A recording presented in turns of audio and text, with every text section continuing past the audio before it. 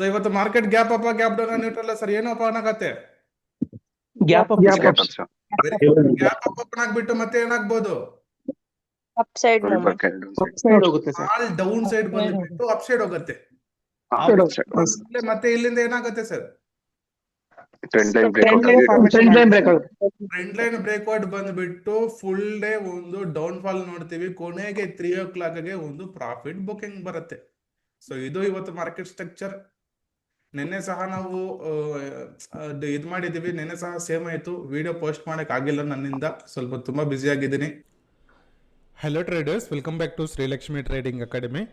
Before opening the market clear ಆಗಿ ಹೇಳಿದ್ದೆ ಏನಂತ, ಗ್ಯಾಪ್ ಅಪ್ ಓಪನ್ ಆಗಿಬಿಟ್ಟು ಪ್ರೈಸ್ ಅನ್ನೋದು ಸ್ವಲ್ಪ ಡೌನ್ ಫಾಲ್ ಆಗುತ್ತೆ, ದೆನ್ ಒಂದು ಅಪ್ಸೈಡ್ ಮೊಮೆಂಟಮ್ ಬರುತ್ತೆ. ಇಲ್ಲಿಂದ ಒಂದು ಟ್ರೆಂಡ್ ಲೈನ್ ಬ್ರೇಕ್ಔಟ್ ಆಗಿಬಿಟ್ಟು ಫುಲ್ ಡೇ ಕೆಳಗಡೆ ಬೀಳ್ತಾ ಇರುತ್ತೆ, ಕೊನೆಗೆ 3 o'clock ಇಂದ ಒಂದು ಅಪ್ಸೈಡ್ ಮೊಮೆಂಟಮ್ ಬರುತ್ತೆ ಅಂತ ಹೇಳಿದ್ದೆ ಟ್ರೇಡರ್ಸ್. ನೀವು ನೋಡ್ಬೋದು. So first small down side, ಮತ್ತೆ ಒಂದು ಅಪ್ಸೈಡ್ ಮೊಮೆಂಟಮ್ ಬಂತು, ಒಂದು trend line breakout.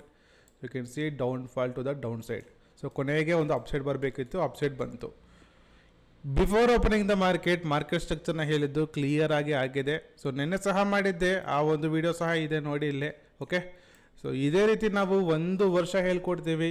Not only market structure, scalping strategy, intraday strategy, price action, technical analysis, ಪ್ರತಿಯೊಂದು ಇನ್ಡೆಪ್ತ್ ಆಗಿರುತ್ತೆ. ಜೊತೆಗೆ 1 ವರ್ಷ ಇರುತ್ತೆ ಕ್ಲಾಸಸ್, 1 ವರ್ಷ ರಿಯಲ್ ಸ್ಟಾಕ್ ಮಾರ್ಕೆಟ್ ನಾಲೆಜ್ನ ಹೇಳ್ಕೊಡ್ತೀನಿ. ಆ್ಯಂಡ್ ನಿಮಗೆ ಸೈಕಾಲಜಿಯಲ್ಲಿ ಏನಾದರೂ ಪ್ರಾಬ್ಲಮ್ ಆಗ್ತಾ ಇದ್ದರೆ, ಲಾಸಸ್ ಆಗ್ತಾ ಇದ್ದವಾಗ ಹೋಲ್ಡ್ ಮಾಡ್ತಾ ಇರ್ತಾರೆ, ಪ್ರಾಫಿಟ್ ಬಂದವಾಗ 500 ಪಾಯಿಂಟ್ಸ್ ಬಂದರೆ, 500 ರೂಪೀಸ್ ಬಂದರೆ ಸಾಕು ಎಕ್ಸಿಟ್ ಆಗ್ತಾರೆ. ಆ ರೀತಿ ಪ್ರಾಬ್ಲಮ್ ಇದ್ದರೂ ಸಹ ನಾವು ಸೈಕಾಲಜಿಯಾಗಿ ಹೇಗೆ ನಾವು ಕಂಟ್ರೋಲ್ ಮಾಡ್ಕೋಬೇಕು ಇವೆಲ್ಲ ಹೇಳ್ಕೊಡ್ತೀವಿ. ಸೊ ಫೀಸ್ ಬಂದುಬಿಟ್ಟು 1 ವರ್ಷಕ್ಕೆ 8000 ರೂಪೀಸ್ ಇರುತ್ತೆ.